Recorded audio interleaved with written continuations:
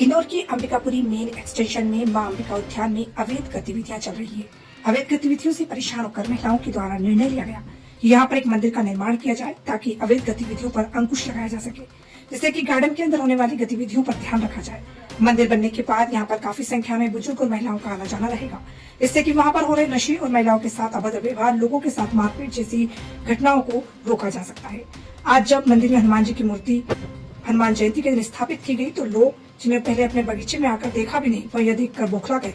लेकिन अब इस मामले में अव्यवस्थाएं सही होती हुई देखकर उनके मन में कहीं न कहीं टीस भरी हुई है और यहाँ के रहवासियों को बहला फुसला करके बगीचे पर दुकान काटी जा रही है। झूठ बोलकर भीड़ इकट्ठी कर नेता और अधिकारियों को आत्मविश्वास में रखा जा रहा है। रहवासियों ने मीडिया से चर्चा करते हुए बताया कि देखिए, यहाँ पर मंदिर ही बन रहा है और जहाँ जहाँ गार्डन में मंदिर है वह इस प्रकार की घटनाएं नहीं हो रही है और इस तरह सनातन धर्म के बच्चों के पे एक मिसाल बने। कम से कम बंद तो होंगे, यहाँ पर कोई मंदिर बनने से रोक नहीं सकता है।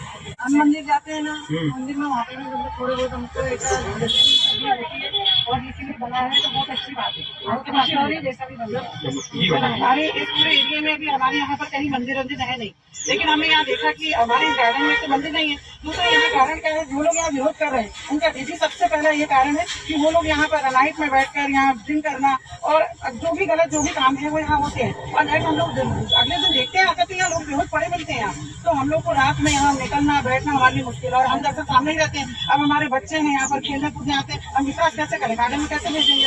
अगर यहाँ एक मंदिर बनता है तो यहाँ भजन कीर्तन भक्ति भाव रहेगी, लोग यहाँ खेलेंगे, बच्चों को भी ये अच्छे भाव आएगा उनके अंदर। उनको लगेगा कि ये अगर झुका रहे तो मैं भी झुकाऊं, क्यों? क्योंकि मंदिर सामने है। तो उनके प्रति यदि आस्था बढ़ती है तो हमारा धर्म, हम ये तो नहीं कह रहे कि कुछ अलग हम निजी कुछ कर रहे हैं। मंदिर सबके लिए सार्वजनिक है, ये सबके हित के लिए कहा जा रहा है। तो अगर इसमें कोई बुराई तो नहीं है ना कि अगर हम लोग ये कह रहे हैं कि इस गार्डन में हम लोगों ने 5 साल का निर्माण करके दिया था। यहाँ के एक सोसाइटी बनी हुई थी, उनको समिति ने सौंपा था कि आप गार्डन की सुरक्षा रखें और व्यवस्थित रखें, लेकिन गार्डन को पूरा धूल मिल और मिट्टी कर दी गई है, जो कि अच्छी लागत से पूर्व पार्षद ने से बनाया था।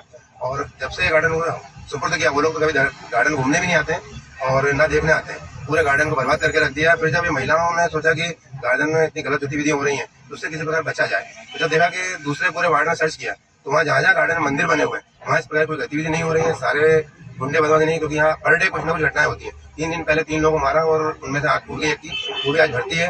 उसके पहले दारू पी के हमारे एविडेंस यहाँ पर गार्डन का दारू की बाटलें मिलती है डेली। तो ये सब घटनाएं जो हो रही हैं, तो ये घटनाओं कहीं ना कहीं रोकने के लिए महिलाओं ने उपाय किया कि अब हम आगे आते हैं। अभी तक किसी ने काम नहीं किया है, तो महिलाओं ने अपने कुछ पैसा एकत्रित करके फंड इकट्ठा किया। तो जहाँ ही महिलाएं और इस टाइप के अगर व्रत होते हैं तो हम लोग जनता के साथ वहाँ खड़े रहेंगे, आगे जनता के साथ रहेंगे। असामाजिक तत्व है ना, कहाँ से आते हैं? कहीं से भी आके मोहल्ले के लोग तो कोई घूमते नहीं है, जिनके सुपुर्द किया वो कभी यहाँ देखने नहीं आते हैं। आज जब मंदिर बनने की बारी आई है तो उनको कुछ लोग ऐसा विरोध कर रहे हैं कि कहीं ना कहीं उनका दबदबा बना रहे, पहले से रहे अभी भी रहे, तो इस तरह से प्लानिंग कर रहे हैं लोग। आपका परिचय? अच्छा, आप ही बताओ जो